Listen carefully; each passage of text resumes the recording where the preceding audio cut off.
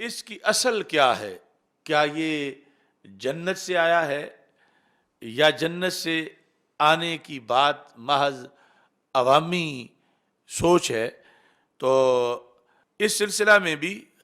حدیث خاموش نہیں، بلکہ مصنف عبد الرزاق کے اندر حدیث جو ہے وہ تفصیل سے موجود ہے، اور اس میں حضرت عبداللہ بن عمر رضی اللہ تعالی عنہ کہتے ہیں،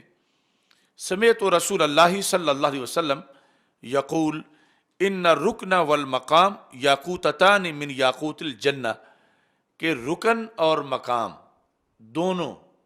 رکن سے مراد ہے حجر اسود اور مقام سے مراد ہے مقام ابراہیم، یعنی یہ دونوں پتھر جو ہیں یاقوت کے ہیں اور جنتی یاقوت کے ہیں، اور اس طرح کا یاقوت کہ یہ دونوں ہی بڑے چمکنے والے تھے، روشن تھے، یعنی ان کی جو موجودہ صورتحال ہے وہ یوں ہے کہ جس طرح بٹن دبا کے آف کر کے کسی چیز کو رکھ دیا جاتا ہے، تو طمس اللہ نورہما، اللہ نے ان کا نور بجھایا ہے، جس طرح یہ جنت میں تھے ویسے ہی رہتے تو پھر اور صورتحال ان کی ہوتی، چونکہ ایمان بالغیب اور دیگر کئی معاملات ہیں، تو رب ذوالجلال نے ان کا نور بجھا دیا۔ وَلَوْ لَمْ يَتْمِسْ نُورَهُمَا، اللہ اگر ان کا نور نہ بجھاتا لَأَضَاءَتَا مَا بَيْنَ الْمَشْرِقِ وَالْمَغْرِبِ، تو ان کا اتنا نور تھا کہ مشرق اور مغرب کے درمیان جتنی کائنات ہے وہ ان کے نور سے ہی روشن رہتی، تو اللہ نے یعنی وہ نور بجھایا ہے۔ اب اس میں ایک تو یہ ہے کہ ویسے جس طرح امر کن ہے اللہ نے اس کو بجھا دیا، اور ایک یہ ہے کہ جب گناہگار ان سے مس ہوئے، ان کے گناہوں کو ان پتھروں نے چوسا، اور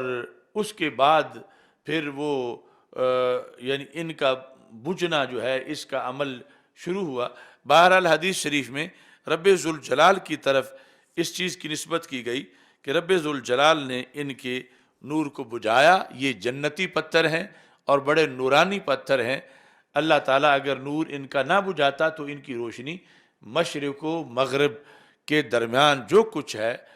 اس کو بھی منور کرنے والی تھی۔ اب یہ ہے کہ حضرت عبداللہ بن عباس رضی اللہ تعالیٰ عنہ اسی بات کی دوسری دلیل، آپ یہ فرماتے ہیں کہ لیس فی الارض من الجنہ الا الرکن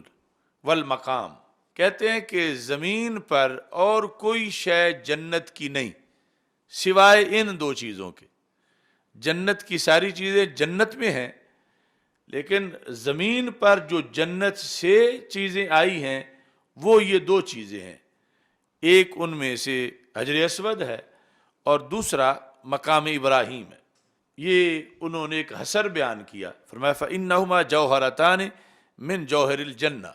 یہ جنت کے جواہر میں سے یہ دو جوہر ہیں، یہ جنت کے دو ہیرے ہیں، جنت سے ان کو دنیا میں لایا گیا۔ وَلَوْلَا مَا مَسَّهُمَا مِنْ أَهْلِ الشِّرْكِ مَا مَسَّهُمَا ذُو آہَةٍ إِلَّا شَفَاهُ اللَّهُ، یہ نظریہ انہوں نے پھر ساتھ علیحدہ بیان کر دیا، فرمایا اگر ان کو اہل شرک کے ہاتھ نہ لگتے تو ان دونوں میں اتنی برکت تھی کہ جو بیمار بھی ان کو ہاتھ لگاتا فوراً شفا پا جاتا، یعنی اہل شرک کے ہاتھ لگنے سے ان کی برکت متاثر ہوئی، یعنی ایک جو ان کا کردار ہے وہ تو اب بھی باقی ہے، لیکن جو بہت زود اثر برکت تھی اس کے لحاظ سے کہ چونکہ جو ان کا تقدس تھا وہ برقرار نہ رہ سکا اور اہل شرک کے ہاتھ ان کو لگ گئے،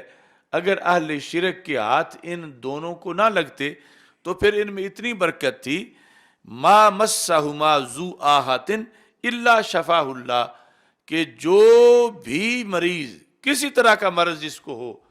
وہ انہیں ہاتھ لگاتا تو ان میں اتنی برکت تھی